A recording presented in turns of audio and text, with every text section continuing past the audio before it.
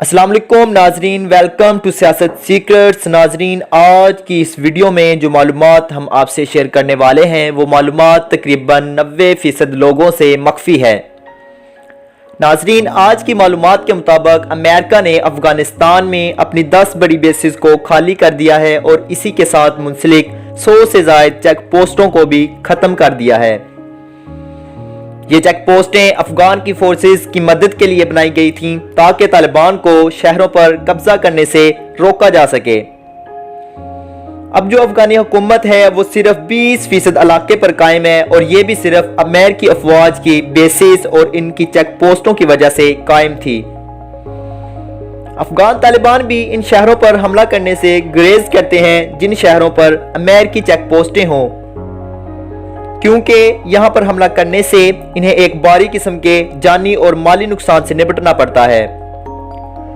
दोस्तों, इसकी वजह यह है कि अमेरिका के पास स्पेशल किस्म की कमांडोज और स्नाइपर्स हैं और यही वजह है कि तालिबान इन शहरों में सिर्फ बम ब्लास्ट करवा के ही अमेरिकी फोर्सेस को नुकसान पहुंचाते हैं।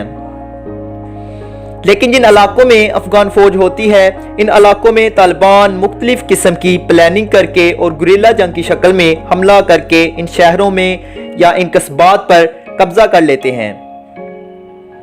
दोस्तों, याद रहे, जब भी ये बेसिस खाली हो जाएंगी तालिबान इन शहरों में बआसानी कब्जा कर लेंगे।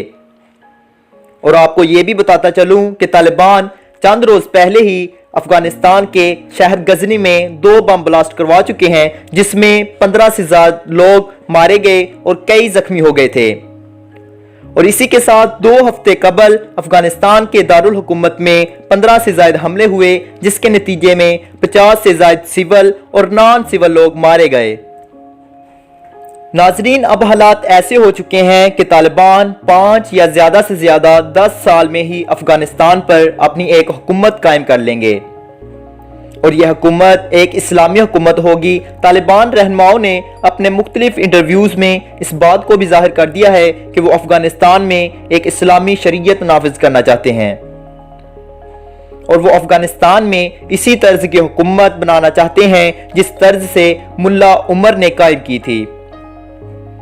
जैसा कि आप जानते हैं कि तुर्की एक मजबूत इस्लामी मुल्क है और वो तुर्की समेत दूसरे इस्लामी मुमालिक में भी इस्लामी शरीयत के मुताबिक इस्लामी कानून नाफिज करना चाहते हैं।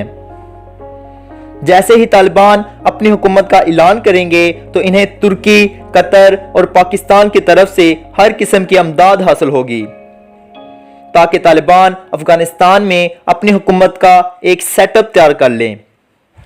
दोस्तों, इस बात से ये ज़ाहिर होता है कि जो लोग अल्लाह ताला पर भरोसा रखते हैं अल्लाह ताला इनके लिए मदद का वसीला ज़रूर बनाता है और इन्हें दुनिया के साथ साथ आखिरत में भी सुरखरू करता है।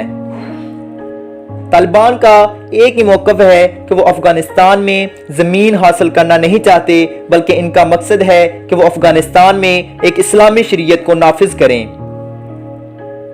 दोस्तों, याद रहे, इसी वजह से तालिबान 18 साल से जंग में है और इनका ये कहना है कि जब तक अफगानिस्तान में एक भी गैर मुल्की फौजी है ये इनकी जंग जारी रहेगी।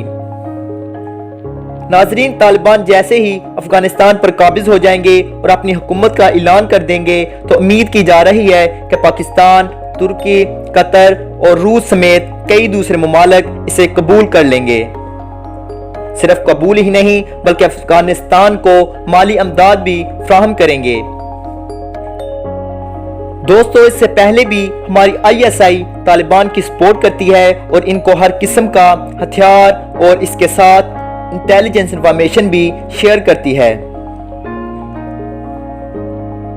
नाजरीन, बताता चलूं कि तालिबान जिन्होंने पहले ही अपनी कार्रवाइयों को तेज कर दिया है अब इन बेसिस के खाली होने की वजह से एक बड़े रकबे पर काबिज हो जाएंगे और अगर अमेरिका यहां से कूच करता है तो माहिरीन की राय के मुताबिक 6 माह या 1 साल के अरसे के दौरान तालिबान पूरे अफगानिस्तान पर काबिज हो जाएंगे, क्योंकि अफगान दारुल हुकूमत काबुल के करीब तालिबान की मौजूदगी है। जैसे ही अमेरिकी फौज यहां से जाती है तो तालिबान ने अफगानी दारुल हुकूमत काबुल पर कब्जा करके फौज और दूसरे ग्रुपों की सप्लाई को कैंसिल कर देना है। اور امریکی حکومت کو ختم کر دینا ہے، جس سے طالبان پورے افغانستان پر قابض ہو جائیں گے۔ دوستو، اطلاعات کے مطابق نیوکلیئر سائنسدان محسن فخری زادہ کا بدلہ لینے کے لیے ایران بھی طالبان کو سپورٹ کرے گا کہ وہ افغانستان میں امریکی مفادات کو نقصان پہنچائیں۔ آج ہمارے اسلامی ممالک اپنے معاشی فوائد کے لیے کوئی اسرائیل اور کوئی امریکہ سے بھیک مانگ رہا ہے، لیکن طالبان نے یہ ثابت کیا ہے کہ دنیا میں سب سے بڑی طاقت ایمان ہے اور خدا پر بھروسہ ہے۔